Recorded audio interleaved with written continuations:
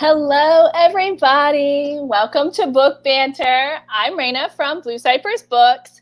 And tonight I am very excited to welcome C. Morgan Babst with me tonight.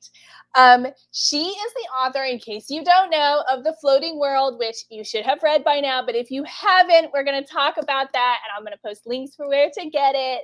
Her work, her articles have been published in multiple magazines and newspapers and different publications throughout the country, throughout the world, actually. And one that I'm super excited about talking about tonight is she was recently named Adore Magazine's one of the most influential New Orleanians this year. So we're totally going to talk about that in just a minute. But for now, let me click the button here and welcome Morgan onto the screen. Hi! Hi, Rena. How are you? Welcome to Book Banter. Thank you. I loved your intro. It makes me really miss the bookstore cat. I have to get over there right now. Right?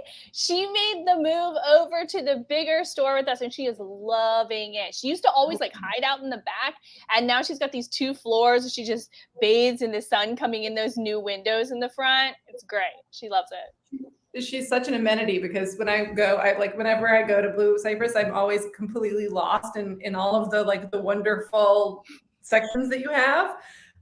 And my daughter is obsessed with cats. So she goes in the back and pets the cat. And I get to spend as much time with like poetry as I want.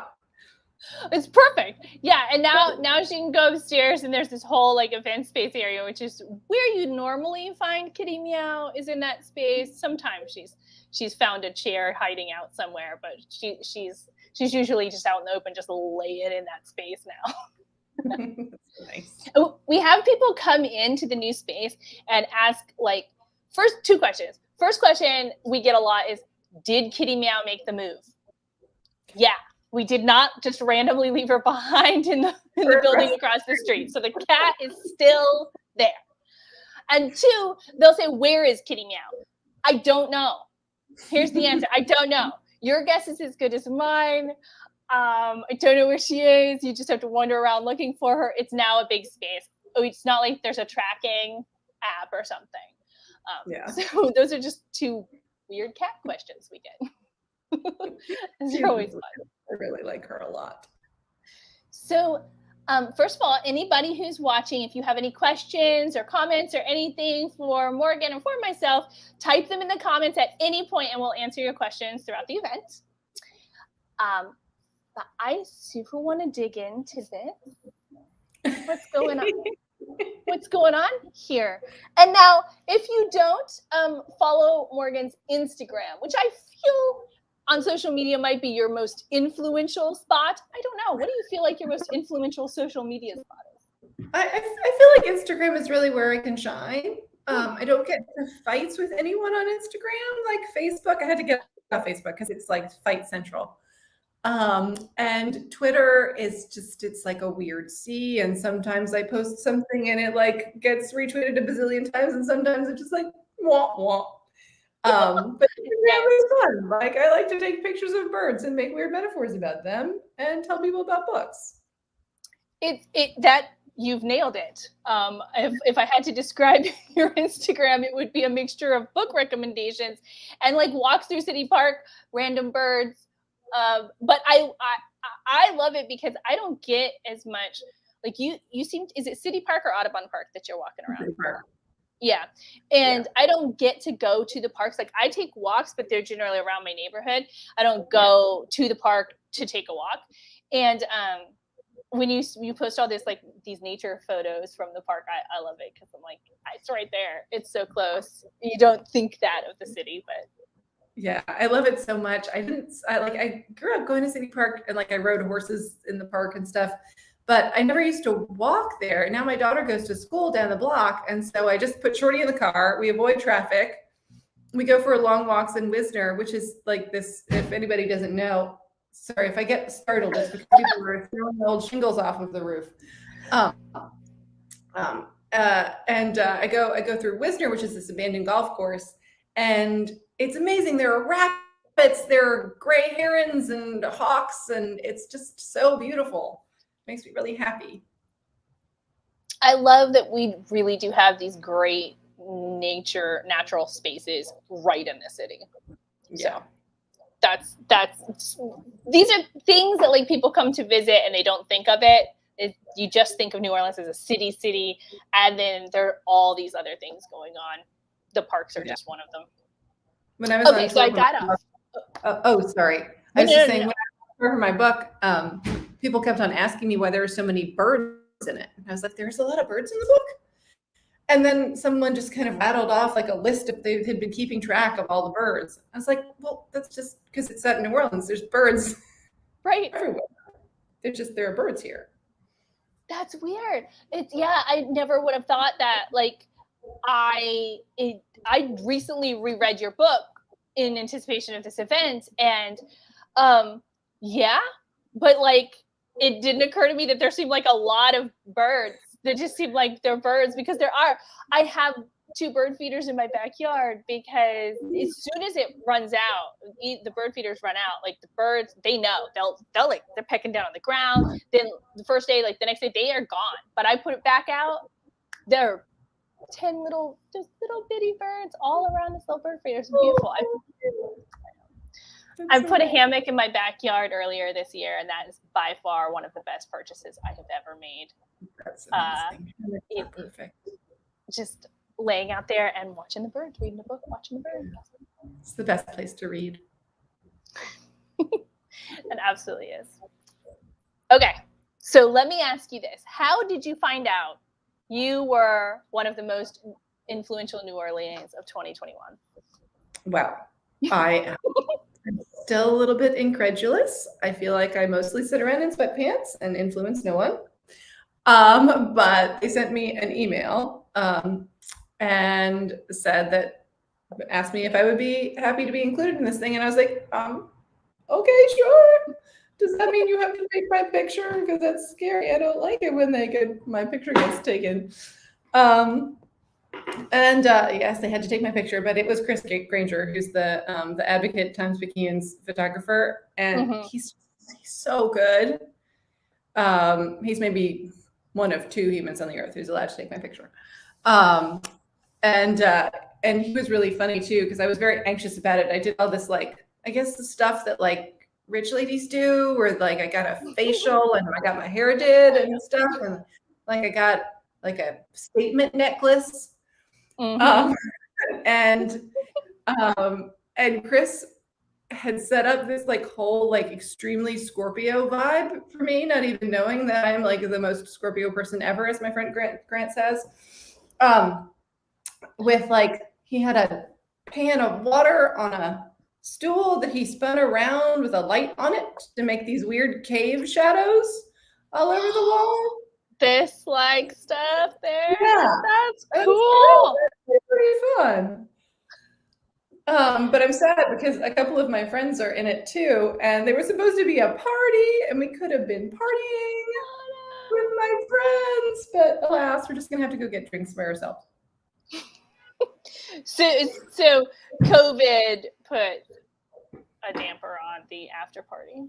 Yeah, the Delta variant makes things so unfun. Oh my gosh. I have Crew of Boo is going to happen. So I'm really excited, but also very concerned about that. Like, yeah. I want to party, but I don't want to be sorry that I partied after. Isn't that always the way? I know. I feel like it would be so much easier if we had our children. I mean, maybe your son is old enough to have been vaccinated now, but my daughter isn't, and I just like, I think if she got sick, she would be fine. But having quarantine for multiple weeks because I went to some Halloween thing does not sound fun. Yeah, for sure. And I mean, Pfizer just got, well, not actually approved, but they hopefully will be for 5 and up soon. So there's that next wave. He is vaccinated. He was able to get vaccinated just at the beginning of the summer in May. And it did make a big difference because all of a sudden, like, we weren't going to restaurants yet. We weren't doing things, even though we were vaccinated. You know, I wasn't doing anything I didn't have to do. And then even though he's 14, so he doesn't always want to be drug out to the restaurant to eat with mom and dad. And that's okay. I didn't feel as bad about going and then coming back, or doing something little and then coming back to him. But hopefully you will have that soon as well. I hope so too. So when you did this, did they tell you why they thought you were one of the most new? No, I'm still very much in the dark. I can make up things, like maybe it's because we've been doing a lot of work at the Tennessee Williams Festival this year, trying to make it more inclusive, and that's been really wonderful to be engaged in. And I don't know, people tend to get really excited when I tell them stuff in Garden Gun, so maybe they maybe that's it. I don't know. I love that. And it seems it's much more specific too. It's not just like a 40 under 40 list type of thing, where there's a lot of reasons you could make it on that list. There's one major qualification, being under or over or whatever that type of list is. Right. Okay. But this one is really specific. Someone on staff here has been following your life, and it feels as though you've influenced some of their decision making. Oh, that's what it is. That's what it is. There's one guy. There's probably one. Because there's always somebody at the table. They're like, "What about Morgan Babst? You need to know who that is." Yeah, I need to be careful. Right? You need to make friends. I don't know that I'm a great influence all the time. It doesn't say great influence. No, just influence. It's true. Just influence. It's true. It's good to keep it in perspective. Yeah. And they also they were influence us by telling us some things. And I was like, I have some great book recommendations. And of course they're just you should get your flowers from the place Morgan gets her flowers from, which, is a great place, but still. Yeah. That's what they were looking for. Yeah. Okay, I can give you what you're looking for. Just tell me what it is. She's she's really good at the farmer's market. Speaking of farmers markets, actually, that's one thing I miss. That is a COVID thing that I didn't miss in the beginning.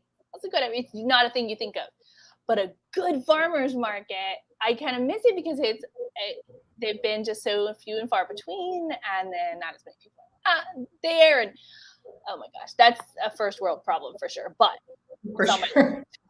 But I mean, you can go. They're back up and running. I go to the one on Thursdays for the same reason that I'm I accidentally half live in Mid City in Vice St. John, and I've been going every Thursday, and I've gotten to know the tomato guy and the shrimp lady and all this stuff. Kind of worried about the shrimp lady after Ida. Oh my goodness. Yeah, it's with Ida, there's another regroup. If you haven't seen somebody in a while, you're like, how do they do? We didn't lose a lot of people, which is good, but a lot of people lost a lot of things, which keeps them from showing up in those normal places that you see them. Right, which is a really big deal. And we like to say, I think, down here that, oh, it's just stuff, but stuff matters too. Yeah. Not as much people, but it still matters. Hurricanes put a lot of things, so catastrophes like that, put a lot of things in perspective. But when you come back, so we left, we evacuated, and then my son and I came back on Tuesday when we didn't have power to throw things away from the fridge and got our cats and left again. But that moment when you're I've got one car. Yeah. What do you take? What do you take? And it really makes you have to pare down what it is. And then you get there and realize, why did I take this? And why didn't I bring that? No matter what you do. Of course. Always. This time I made sure not to bring the same pair of shoes that I brought with me when we evacuated for Katrina, hoping that they were maybe bad luck. I was like, you're going to be safe here. These shoes are going to keep the house safe. They didn't do a great job, but they tried. They tried. They tried. Well, I will say this. What kind of shoes are those? Because Katrina was a while ago, and they're still like in your closet, wearable shoes. That should be on your list. They were this beautiful pair of painted heels. They're black with like a peep toe, and they have like flowers painted all over them. And they started to crack, so I don't wear them often. I keep them in their dust bags, and they're still like, when I need to break them out, they're there for me. Right. I love it. Yeah. So, back when I very first read your book, this is not a spoiler alert because it's on like page 3. So, if you read it at all, you'll know this. That I die early on. Yeah, you do. We did not. That's not me. I'm not influenced that because we didn't know each other. But it is very rare for me to see my name or even close to my name, like in a book or movie or TV show or anything like that. So like, I'm just, right at the beginning, I'm like, wait a minute. Is that what I think it is? And then her story comes back and you learn much more about her. But like that introduction is like, wait, wow, okay. Just kill me right off. It's fine. It was good while it lasted. I was thinking it was great. So I have a question. Where did you get that name? Well, it's hilarious. I think I apologized to you the very first time I met you that I had killed you in my book. Yeah. So, Raina in the book, she's someone who she can't, the trauma of the storm and the trauma of trying to take care of her children during the storm felt like something, felt like a sort of a Greek tragedy to me. And I wanted her to be sort of one of those Greek queens from Greek theater who just like lose their shit and like maybe almost kill their children and, eventually self-destruct. And so I flirted with calling her all kinds of like crazy ass Greek names that didn't make any sense for who she is as a person in 2005. So then I just was like, okay, how about just Queen? And Raina means queen. There you go. That works. I'm glad I got to ask you that finally. I've been holding on to it. So did you guys evacuate for Hurricane Ida? We did. I'm not a very evacuating person, as you will probably read in all of the like drama around evacuation in the floating world. But this one looked kind of gnarly. And my husband's family are very evacuating. And they had rented a house in Florida. They were like, come. And so I was like, well, if it's going to be a category 4, I will leave. That's my cutoff. Mm-hmm. And it was. So we left. Yeah, my parents stayed, and which was lucky because they were like, this was fine. And my dad's also he's embarrassed now because he's like, I'm an old hurricane hand. That thing came way too close, and we're just standing in the vestibule being like, oh, look at the physics. I love that. He loves the physics. I don't know your parents, but I can see like an older gentleman like doing that, just super like, he's like, but look at the science and look at this and like that. Isn't that fascinating? Watch that tree quickly fly right by us. Wish we had one. What do you measure the wind with? I wish we had one of those and just stick it out there and find out how fast that went by. I love that so much. That is 100% my dad. And my mom also really likes an adventure. She's a very badass lady. So they were really like, they were the happiest of all of us. Like, we're on the beach. I'm making my sister-in-law walk through squall lines because the storm was freaking huge. It was like all the way to Destin. And meanwhile, my parents were just like, watching the physics and drinking bourbon and having a great old time. but it turned out to be a really good thing that they stayed because they came it got hot after, of course, because of the power outages. Right. And they came to my house. I was like, go check on it, make sure, like, my neighbor says it's okay, but go look. And my dad's like, yeah, so there's a lot of ceiling on the floor. I don't know, I didn't go all the way up because it was dark, but I thought I could see some sky. I was like, oh, great, thanks. Thanks. Good to hear said in that way. So I drove back in on Tuesday as well, by myself with a bunch of contractor bags, and I didn't end up getting here until like 7 p.m. I picked up a lot of ceiling by the light of an iPhone. And then I hear Morgan in the front hall because I left my screen door shut and my front door open to let the breeze come in because it's so bloody hot. And my mom's friend of 60 years was in the hall downstairs. She's like, you need to come to our house. We have a generator. We have a DVD player. We're going to watch Seabiscuit and drink wine. Okay. I was like, Betsy, I love you to death, but what I need to do right now is put ceiling in contractor bags. That's the only way I'm going to be able to sleep. But it was just such a, like, the tragic comedy of New Orleans is just nonstop. Like, they have the whole thing planned out. Generator power in the middle of a disaster. I love that they had already picked the movie, so they know exactly what's going to happen. The show, the drink, we're good.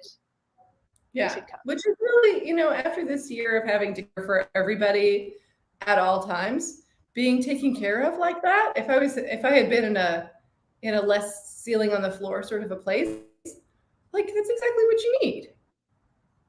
Yes, sometimes it's nice to just have somebody else decide. Yeah, big time. I think, like, of the whole everything that's happened, COVID and whatever, the last year and a half, that is one of the things that's this underlying level of chaos that never sort of, I had worked out of my life, I feel like, and then it's like that idea that it's there all the time, and there's not a lot you can do about it because they're these bigger things. They're just sort of always there. And I talked to a lot of people that feel similar. There's no word.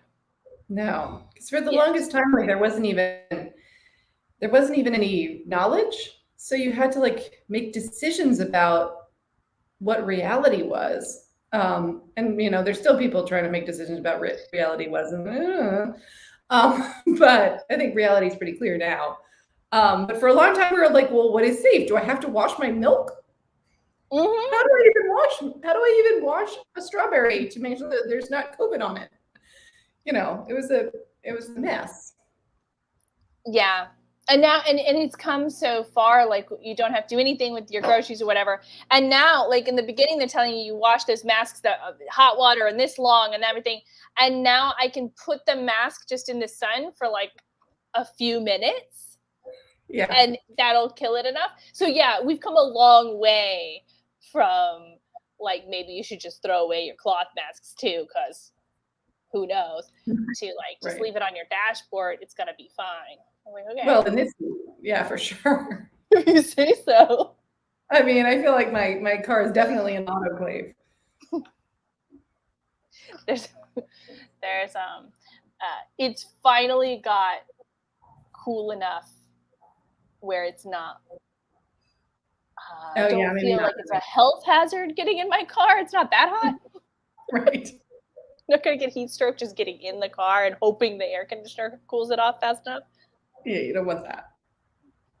Oh my goodness. Yeah. So you have Post-it notes on your wall.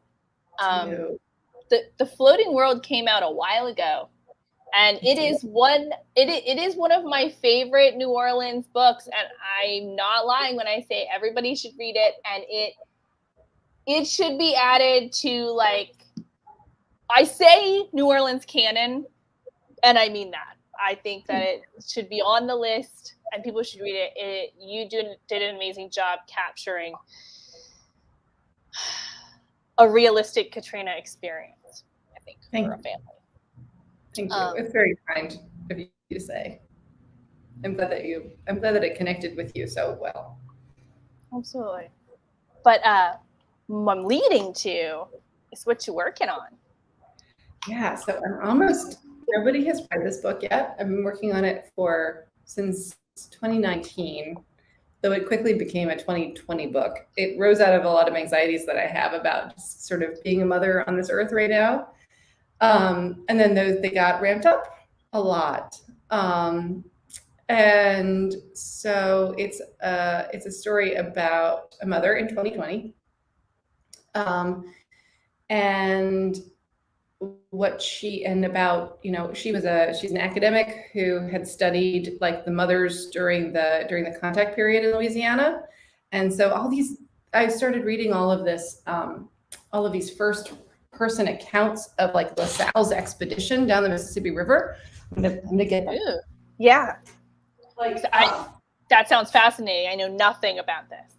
So I read this, which is Mississippi, LaSalle, the Mississippi, and the Gulf, which is these primary documents from like LaSalle's, like an engineer aboard LaSalle's first voyage, and the testimonies of these boys who were lost from the second expedition and went to live with the Kaskaskia people in Texas. And it is absolutely batshit. Like, he's right before he leaves Canada. And he's just like, he's got like women and children in these canoes, and they just like keep on going. And like they like murder people and almost get murdered, and they go to Natchez, and they think that it's really cool because the Natchez people are like, yeah, hey, here's a feast. Sure. And so they're like, oh, they like us a lot because we both have a Sun King. And then feels kind of random, but it sounds good. They leave some corn there. When they go back, the Natchez are like, yeah, no, that was just a feast we were having, and we're gonna kill you now because you don't belong here. Like, just happened to come on the right day.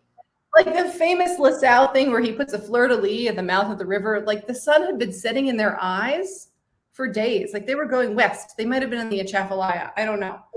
He cuts out the bottom of a pot to make the fleur-de-lis and hammers it to like a mud lump. It's okay. And then they go back the Gulf way to try to find the mouth the other way. And they wind up in Texas. LaSalle insists that he's in Louisiana. He's not in Louisiana at all. And they all die of like thirst because they're drinking salt water. And he keeps on saying it's fresh. It's fresh. Like, it's if he says it, then it is. Yeah. Nonsense.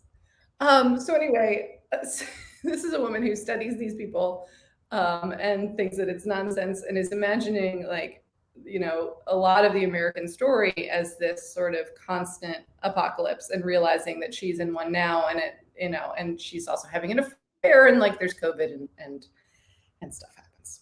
There's also a snake. There's also a snake. Okay. The snake used to talk. Now it doesn't talk so much. I was like, the snake must be important because you've mentioned it specifically, and now that's what I need to know. Yeah, the snake used to have his own like entire narrative through line, but I decided that was maybe me being insane. Slowly, those Post-it notes came off the wall. Yeah. I wonder, do I still have a snake? Do I still have a picture of the snake? No, I think I even took the picture of the snake off. But there was a lot of spiraling going on for a while based on the snake.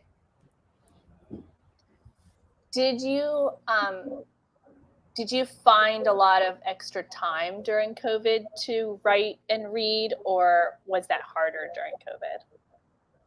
It was much harder.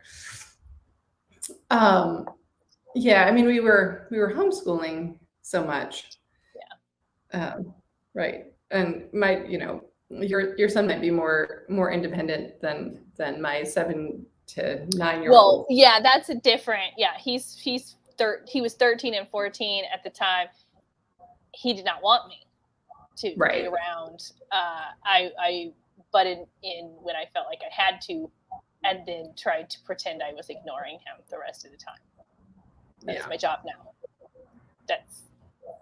I don't know if that's all teenagers' parents' job, but that is now my job. Pretend I don't know he's there unless I feel like I have to do something, interact. Yeah, that sounds about right. Yeah. Was it like individuation or something? There's some kind of brain thing happening. So yes, as a 7 or 8 year old, that you've got to do a lot more work. Yeah, and she also goes to a low tech to no tech sort of a school. So they also didn't even do remote learning for from March to the end of the summer of that. I mean, to the beginning of the summer of that year. So it was just, and it's a Waldorf school, so they don't learn to read until first grade. So like I was responsible for finishing her learning how to read, which I didn't know that I was, really qualified for. But we figured it out. As soon as I sort of let go of the academic calendar, she would just climb in bed with me in the morning, and we read and read and read and read and read. We read The Secret Garden, which was amazingly healing for that particular time. Have you read it recently? I haven't read it recently. It's been years. Oh God, it's heavenly. It's amazing how many of sort of the manor house tropes of, young girl is, sent to big fancy place, feels lonely, scary, mysterious other person is in the attic or whatever. It follows, but it's just a very beautiful restorative story about loneliness and care and what love can do to make you whole again. So we read that, and then we read Tom Sawyer and Huckleberry Finn, and then those really crazy violent novels about dragons that all the children are reading right now. There's a few dragon series at the moment. The one with the dragonlings. Dragonlance? No, like what are they called? Those are more. They have like Wings of Fire. Wings of Fire. Okay. Yeah. I haven't read any of those. Those are incredibly violent. They're extremely violent. Like I almost never boulderize anything when I'm reading out loud. And I was like, ooh, so this dragon that we like is pushed off a cliff, impaled, and then set on fire. I think I'm not going to read all of that out loud. They just had an unfortunate accident. They were pushed off the cliff and died. It was sad. Right. Sometimes when we follow the advice of our third grade classmates on what to read, I end up really honing my editing skills. Yeah, and on the spot too, because you're reading them out loud and you see like a couple of sentences ahead and you're like, ooh, I don't want to say that out loud. What are we gonna do here? Yeah, I found myself a couple of times because I read to Chance, like we read bedtime stories until he was about 12. So we were reading more and more, like we were into adult books, and there were a couple where there was like a sex scene, and I'm like, I'm not gonna read that out loud. Like I'm not gonna. If he were reading it to himself, I would never take it away from him. Like I'm not that guy. I was like, yes, this is what you want to read. You're doing it. That's fine. But I'm not, Mom, reading that out loud. I'm just gonna. That's just weird. Skip over the bit. We know what happened, and I just don't want to. Just gonna be uncomfortable with that. Yeah. we do all kinds of, like, reading Huckleberry Finn has, I actually think that it's a really good book for white kids to read, because it really identifies you with like a very problematic culture, but it's knowing them in that way, except that it uses the N word constantly. So we had to change that as we read, and we talked about it. And we talked about all of the things, and she was so incensed by everything that Huck did that was bad. And I was like, this is working. This is really good. Except for the whole N-word thing, which is bad. Very, very bad. But then other books, I'm just like, ooh, you should have, why was this not edited? It wasn't line edited. There's like so many extraneous words, and so I'm line editing on the fly while I'm reading like Wildwood, which is actually pretty good. But it's like, it is. This could have been 2/3 as long. Just like, Mom, that's where you're headed. That's the preview. Right. Oh, definitely. But I think reading aloud to them is it's so good for them. Well, it's so good. It's so many reasons. But like what we're talking about, it allows you the moment to have those conversations. How would you bring that up otherwise? Like how there's so many of these things, like I can't to just out of the blue start up a conversation about certain things. It's hard, but you come across it in a book, and all of a sudden there's your window. There it is. Yeah. Yeah. And from like more academic point of view, like there's not going to be any like studying vocabulary if you're reading, amazing books with your mom or dad, because because you're getting it in a naturalistic way. You get to find out what that word means in context in the moment. And there's so much pleasure in it too. Yeah, they're having a good time, and that's the best way to learn. Yeah. So what are you guys reading now? We are reading The Hobbit, and we're reading Winnie the Pooh. Ooh. Yeah, which I pulled off the shelf the other night because it was too late to read The Hobbit, and I was like, she's like, you want to read some Winnie the Pooh? Like, she's like, no, but sometimes she'll give in and like listen to things that are too young for her, and it's really funny. It's really good. Yeah. Winnie the Pooh was one of my favorites growing up, and that's one I've only reread them once. I read the whole set again once as an adult, and it was still just as good, and still it made me just warm and happy, and those are ones you can relive. Yeah, and it is kind of complex from a literary point of view. Like you have this very precise narrator, first-person narrator on the page who's telling these stories, and so we get to talk about like nesting narrative inside other narrative and whatever. Yeah, and so you're better at this whole teaching, reading, English, whatever thing than you thought. You were like, oh, you thought you were off the hook. Is what it was. But then, maybe. Yeah. Maybe. We might have analyzed some Rihanna songs at one of our naters, which are, those things are very tight. They're really good. Yeah. Yeah. I mean, music is a great teaching tool that way too. Just once, I remember growing up that moment when it clicked and I realized that song lyrics were poetry. I don't know, like I just didn't know. You're dancing along and you're singing along to songs at some point, and then somebody goes, "Well, have you ever just read them? Just read the lyrics of it." Blew my mind. I don't know. I don't remember exactly how old I was, but I remember that, like, what?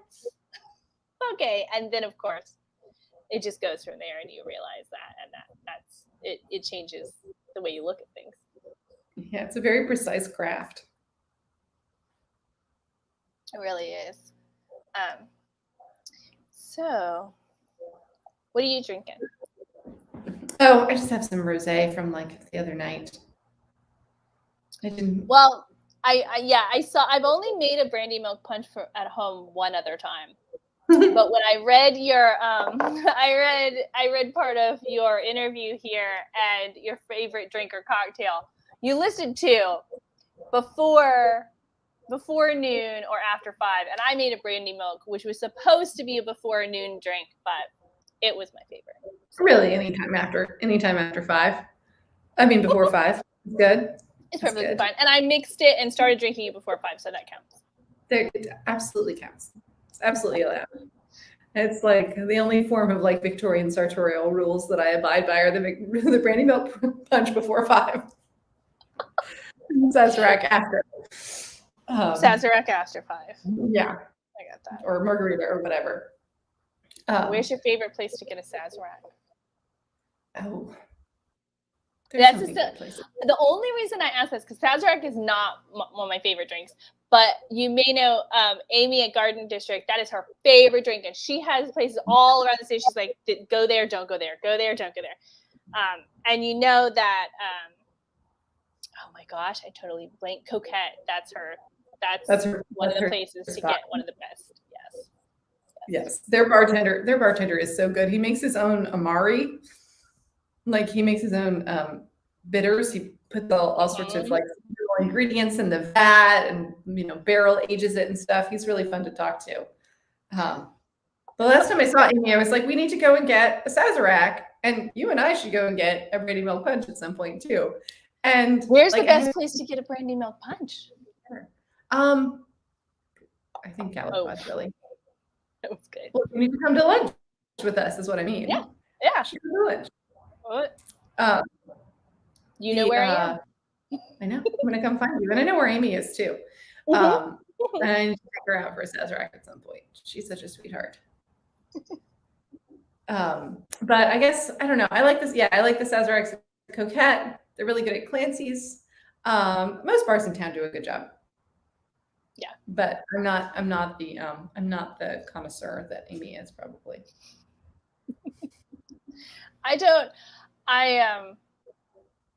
I'm simpler than that. And usually if I go somewhere new, I'm just a vodka cranberry girl. I don't push the envelope on my first visit. That's good and safe. Exactly. It's very wise. Yeah. Megan Holt and I, she's the director of One Book, One New Orleans. She's wonderful. And I get to know her working with her on the Tennessee Williams board. And she and I have a quest to find moonshine cherries, which apparently some relative or friend of hers used to make. And I really think that would be like the coolest thing to have at a cocktail party. It's just like a little dish full of moonshine cherries. It's like the adults Jello shot or something. Yes, you can get those. There's a company that makes moonshine out of Gatlinburg, Tennessee, and they do moonshine cherries. And I can't remember the name of the company right now. And I don't know. There's got to be somewhere that can order them in. I don't remember seeing them on the shelf here somewhere. Yeah. But I'm sure there's one, like Martin's or something, might be able to order them in for us. Oh yeah, I'll go ask Cedric. They exist. Yeah, for sure. They're real. I know. We can get them. I believe this. So I, during COVID, also did not read a ton. Everything just slower. Everything just stopped, kind of, in a lot of ways. And my reading, I was so jealous of the people who are always posting like, oh, I read this many books, let me lay around and read. Look at how I'm just, it's like, oh my gosh, I wish I could do that. I opened the book and 2 pages in, 5 pages in, I can't focus. That's just started to get better for me. Oh, good. I'm so glad for you. What are you reading right now? Right now, I'm listening to Utopia Avenue by David Mitchell, which is really good. I have it on my always. You I like him so much. He's so good. I definitely recommend it. I'm not quite finished with it, but I'm always intimidated by big books. I don't know. I see them and they're just too thick and I just feel overwhelmed. And I have not been let down by any longer book that I've read. Like, and so I don't know why. It's a longer commitment and everything, but every one I'm like, I'm glad I did that. I like some of them I love, some of them I'm just glad I did it, whatever, but I'm never disappointed in the amount of time that I've spent. But still, if I see a new one, I'm like, no, that's not happening. I'm not doing it. You kind of have to trust them, I think. Because if it's just a brand new book and you're like, but do I believe you that this is good? Like, you kind of have to wait until like it's marinated and people keep on telling you that it's good and not just like the first like buzz. Mm-hmm. Where it's like, oh, it's fantastic. She wrote a fantastic book 5 years ago also. And then you read it, and you're like, wah, wah. That's not going to happen, Morgan. It happens sometimes. It's not going to happen to you soon. No. I hope. You're going to read really good and long books. Yeah. I have like a couple of. This one I just started. Your Life Has Been Delayed, which is a new YA book. This is the arc still, but it just came out. And young girl gets on a plane. She thinks the flight is the regular 2-3 hours. When she gets off the plane, like 23 years have gone by. Oh, wow. That's the setup. Yeah, that's sort of the setup. And it's kind of fascinating because you've heard sort of similar stories, but they're usually from adult point of view. And this is from a teenager's point of view. So she went from like not taking care of herself at all to everyone. Her brother's older, her parents are older, all this is, she's just like, I'm supposed to be an adult now. What's happening? Something. Oh, wow. Is she like a grown-up when she gets off the plane, or is she still a child? No, she's still, everyone on the plane they took a 3-hour flight. Okay. Yeah, okay. But when they get off the plane, everything and everyone around them has aged, I want to say like 23 years. Oh my gosh. Yeah. It's it's like an interesting Rip Van Winkle situation. Yes. A similar thing. So that was what fascinated me about that. I was like, I love anything. I mean, everything else is pretty normal. And then you put this one weird thing in and you're like, okay, I'm in. I'll read that. Here we go. I love time travel. It's like one of my favorite. It's just such a good trope. There should be more time travel. I just finished Bestiary by Oh, I heard such good things about that. Yeah, so there's sort of a time. I thought it was sort of a time travel element. It could be just like magical realism, but I want to believe it was like this time travel thing where it tells the story of 3 generations, the grandmother, mother, and the daughter, and they dig holes in the backyard. And so the grandmother will put something in, the granddaughter will take it out, the granddaughter will put it in, the grandmother will take it out. I like to think of that. It could be, that's one of the questions of the novel. Is this actually a hole that things are going in and out of, or is this like a metaphor for burying things and taking them out later? I don't know. But I'm going to say I like the time travel sort of element to that too. I love that. That sounds really good. Yeah, I definitely recommend it. And that was a shorter one where it packed a good punch. I bet. Yeah. It reminds me a little bit of the trope in Lady Hubbard's Talented Ribkins, where the protagonist goes around digging up. He needs money to pay back loan sharks, and so he goes around digging up all these treasures that he's buried in like important parts of his life all over the town, and he begins to understand his own history a lot better through the digging up of all this stuff. And on the one hand, it's just like a really good and suspenseful sort of road trip story about a man taking care of his like niece and wandering around digging the stuff up before the loan sharks get him. And on the other hand, like it's a phenomenal metaphor for the history of the civil rights movement. And meanwhile, like everybody in that book has all these special talents, and they trace it back to this guy, the Rib King, and then the Rib King is Lady's second novel,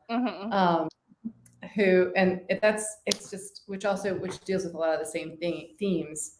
I read both of those last year, and then interviewed Lady for the Tennessee Women's Festival. And like, it was just one of the most rewarding, like concentrated author reading experiences I've ever had, to just read both of her books and then get to talk to her about it. It was like, it was awesome.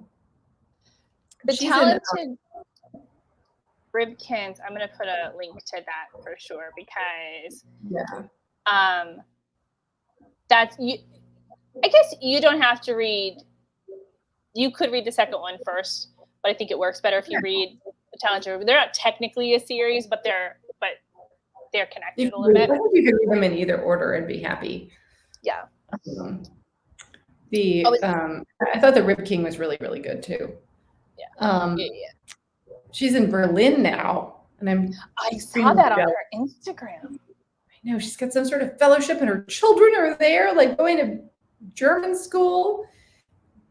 Yeah, that is amazing to me. Those are also things like, you're just sitting at home, maybe you applied, maybe whatever, maybe that, it's an offer, and then there's a call or an email, and they're like, hey, you want to go to Berlin?